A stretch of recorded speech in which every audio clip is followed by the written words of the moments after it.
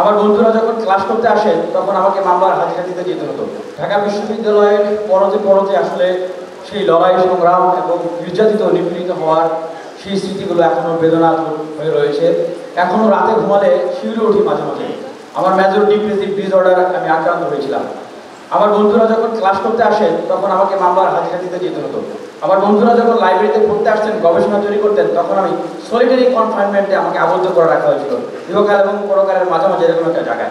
আমাকে 8 বার এই ঢাকা বিশ্ববিদ্যালয়ে হামলার ঘটনা ঘটানো হয়েছে আমার উপরে। আমার নামে 12টা মামলা দেওয়া হয়েছিল। আমাকে 2-2বার 6 মাস 7 মাস জেল খাটানো হয়েছিল। অপরাধ কি ছিল?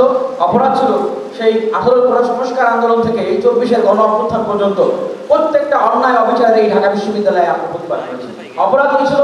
সেই সময় দেশসব আন্দোলনে যখন অমানুষের মতো ছাত্রলীগের পশুরা নির্যাতন করত, তখন কেউ না জানালেও অনেক সময় আমরা মুখে কালিমা পড়ে বুকে হাত দিয়ে সাংবাদিকদেরকে বলে যে ভাই আপনারা তো একটু ভিডিও করেন, সংবাদ করেন, আমরা এই রাজভাস্কর্যে এসে প্রতিবাদ করেছি।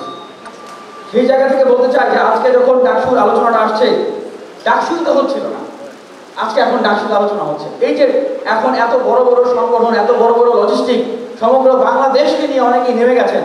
আপনারা যদি এই ডাকসু শিক্ষার্থীদের অধিকার আদায়ের যে প্ল্যাটফর্ম, এটাকে মুক্ত করার জন্য যদি রাজপথে নামতেন, তাহলে তো এই 7-8 মাস ডাকসুর জন্য নামতো না।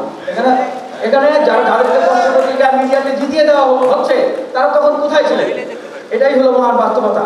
আর যেটা বলতে চাই যে এই যে উপঢৌকন দেওয়া হচ্ছে, খাওয়ানো হচ্ছে, এইগুলো আসলে রাজনৈতিক দলীয় অর্থ। যাদের শিক্ষার্থীদের জন্য কাজ নাই, লড়াই সংগ্রাম নাই, আন্দোলন নাই, তারাই আসলে এই কাজগুলো করছে।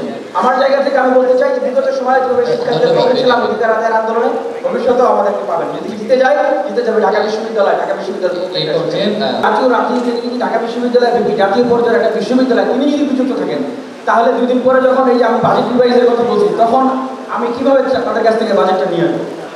আর দলীয় রাজনীতি যেটা আমরা ফরমেশন, যেটা আমরা 19 সাল থেকেই করে আসছি, যে আমাদের যে ছাত্র সংগঠনের নেতৃত্ব নির্বাচন, এটা হচ্ছে আমরা গণতান্ত্রিক প্রক্রিয়ায় করি এবং আমাদের পলিসি মেকিং, পলিসি ইমপ্লিমেন্টেশন সকল ক্ষেত্রে আমরা কিন্তু স্বাধীন, আমাদেরকে কেউ ম্যানিপুলেট করতে পারে না।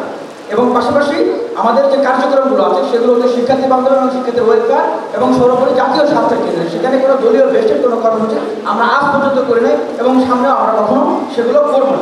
এবং পাশাপাশি ক্যাম্পাস এজেন্ডাই আমাদের এই বিগত সময়ের যত কর্মসূচিগুলো ছিল আপনারা দেখলে সেগুলো বুঝতে পারবেন। এবং যেটা বলা হয়েছে যে ঢাকা বিশ্ববিদ্যালয়ের বাজেট স্বল্পতা, এক্ষেত্রে দেখেন এগুলো কিন্তু খুবই কঠিন কোনো কিছু না।